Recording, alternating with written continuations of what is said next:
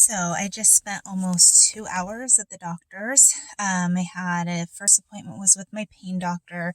Second was with my endocrinologist. So the pain doctor, because since I went into the hospital in April, I've been having headaches every day, and they can range from a pain level of 2 to 10, and it never really goes below a 2, but it's always there.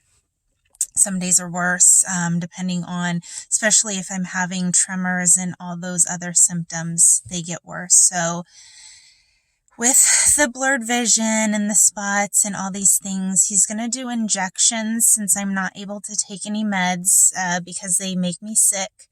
We're going to do injections in the back of the neck to see if that'll kind of stop, because the headaches go from like back here and then all the way to the front. So hopefully that'll get better. And then because the back pain came back, the insurance, I have to wait 6 months. So at the end of August, I'll be able to do injections or the radiofrequency ablation again, and kind of went with that. And he's going to send me to physical therapy and a pain psychologist to kind of get the tremors and the walking and everything kind of under control and see where I'm at.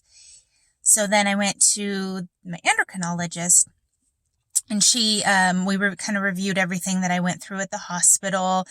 And she was telling me that she had a patient with Addison's disease who had these similar issues and stuff like that. And it took 4 years for MS to pop up on any MRIs or anything like that, even though she had the symptoms, because I can't remember exactly what she said, is like the antibodies or something in with Addison's disease kind of hides a lot of stuff. So I could have MS. It just might not show up in a lot of ways. She's like, all the symptoms are there for it.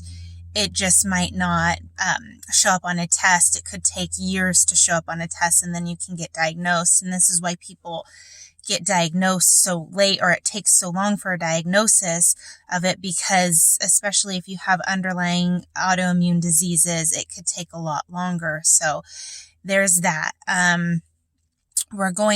I have to go to my primary care doctor to be tested for Lyme's disease. So we're going to kind of rule that out as well. So all these more tests. So I found out that she sent me downstairs, and I can't go to infectious disease doctor until I am diagnosed, but I can't get diagnosed until I have the blood work done, which she can't do. So then I have to go to my primary care doctor, who might not want to do these tests. So I really have to advocate for myself and kind of try to figure out how I am going to go about all of this. The conversion disorder, like I said, could be actually MS, just not showing up yet, and trying to kind of manage those symptoms. She's like, your body kicked into this stress and caused these things to happen, and you've been having this for a while and ignoring it. So, that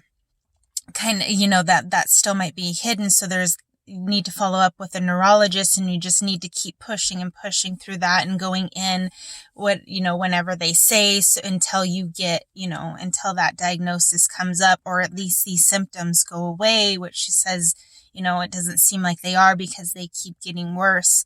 The less stress I'm under, the less symptomatic I am. So that's good. But, driving here even made me have some of, not bad tremors or anything like that, but they started, but I'm able to kind of calm myself because I was here for so long, which was good. And it'll be nice when, I have to drive home, because it's a 40-minute drive home, which is a little far for me to drive on my own. But like I said, I did find when I got here, just kind of had a little tremors.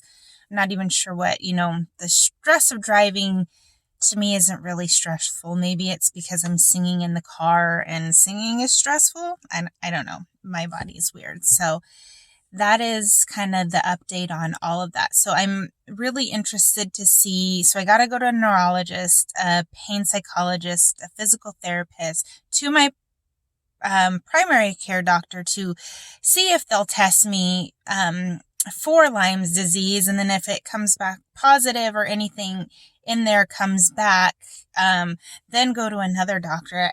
I'm so tired of going to doctors, but I really want an answer because I want to be able to heal whatever is going on with me. I know Addison's disease is not curable.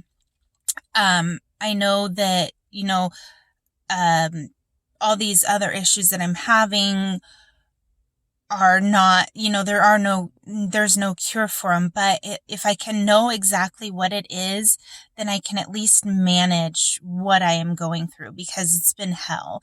And I hate when I have my bad days and it's so hard and I feel lost and confused in what's going on with my body. And I just want a definite answer so I can say, okay, I have this, so these are the steps I'm going to take. I think I've done really good now that I've, altered my diet a lot more and what I've been eating, and kind of just taking out everything that will cause a trigger. So I'm doing pretty good with that.